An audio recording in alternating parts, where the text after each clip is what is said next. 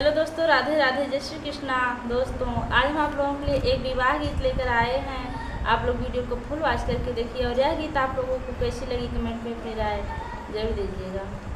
खोरवन तेल कटोरवन उबटन, खोरवन तेल कटोरवन उबटन, बहुवर चली है ससुराल रे ललनवा, बहुवर चली है ससुराल रे ललनवा।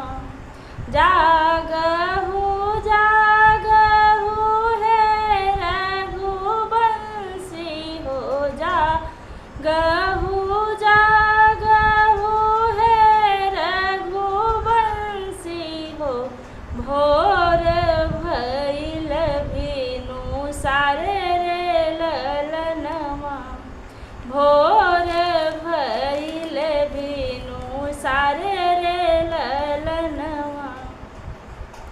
कैसे के जानू सीता भइले बिहनवा हो, कैसे के जानू सीता भइले बिहनवा हो, कैसे के जानू भेनु सारे रे ललनवा, कैसे के जानू भेनु सारे रे ललनवा।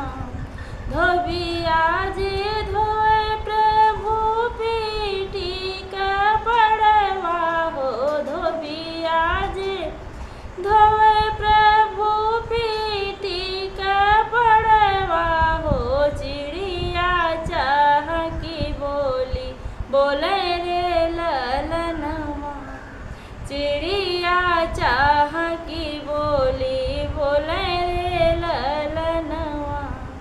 जितनी सुंदरी सीता तोहरी सूरतिया हो, जितनी सुंदरी सीता तोहरी सूरतिया हो, उतने तू चतुर सयान रे ललनवा, उतने तू चतुर